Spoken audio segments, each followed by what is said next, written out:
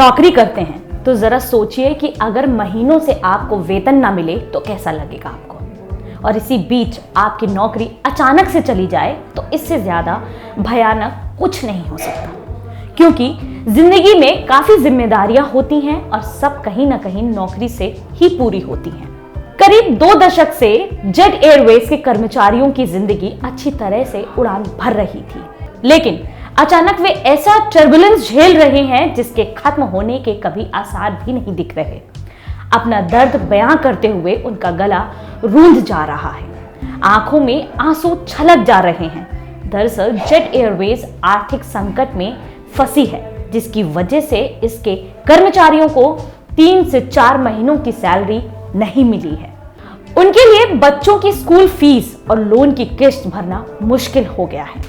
कुछ कर्मचारी अपने वाहन बेचकर और गहने गिरवी रखकर गुजारा करने को मजबूर हो गए हैं। मुश्किल में फंसे कर्मचारी गुरुवार को दिल्ली में एकजुट हुए और प्रधानमंत्री से मदद की शांतिपूर्ण गुहार लगाई। उन्होंने जेट के हालात के लिए सरकार और बैंकों को जिम्मेदार बताया है। आपको बता दें, जेट ने अब स्टाफ को नौकरी पर आने के लिए मना करते हुए अपने बच्चों के साथ समय बिताने के लिए कहा है। जेट की एक महिला कर्मचारी ने कहा कि उसे 2 माह से सैलरी नहीं मिली है।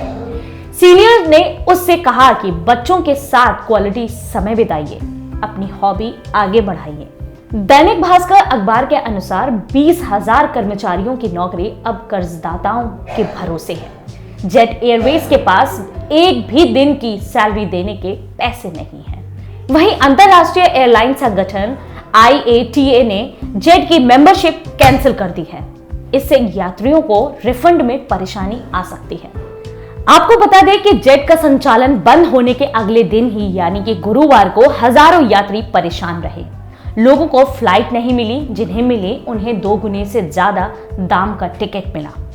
एक यात्री का लंदन का टिकट 18,000 में बुक था, नया टिकट 42,000 रुपए का मिला। Civil aviation secretary Pradeep Singh Kharola ने एयरपोर्ट ऑपरेटर्स और दूसरे एयरलाइंस के साथ बैठक की, किराया ना बढ़ाने को कहा।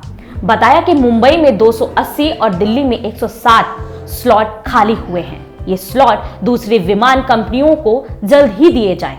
शुरू में यह आवंटन 3 महीने के लिए होगा। एविएशन रेगुलेटर DGCA ने कहा कि जेट से रिवाइवल प्लान मांगा जाएगा। उसने नियमों के दायरे में मदद का भरोसा दिया। वहीं एयर इंडिया के चेयरमैन अश्वनी लोहानी ने SBI को पत्र लिखकर जेट के 5 विमानों के संचालन में रुचि दिखाई। इसी बीच गुरुवार को बॉम्बे हाईकोर्ट ने इस मामले में दखल से इनकार कर दिया है। जेट एयरवेज के भीतर तेजी से हुई उथल-पुथल से हजारों कर्मचारियों का करियर डगमगा गया है। जेट पर SBI की अगुवाई में बैंकों के कंसोर्टियम का 8,000 करोड़ रुपए से ज्यादा बकाया है। कर्जदाताओं से इंटरिम फंड न मिल पाने की वजह से जेट एयरवेज ने अपनी सभी उड़ानों को अस्थायी रूप से बंद कर दिया है। अगर आप हमें फेसबुक पर देख रहे हैं तो लाइक करें, सी फर्स्ट करें, यूट्यूब पर देख रहे हैं तो सब्सक्राइब करें, बेल आइकन दबाएं और हमसे जुड़ी सारी नोटिफिकेशन तुरंत पाएं।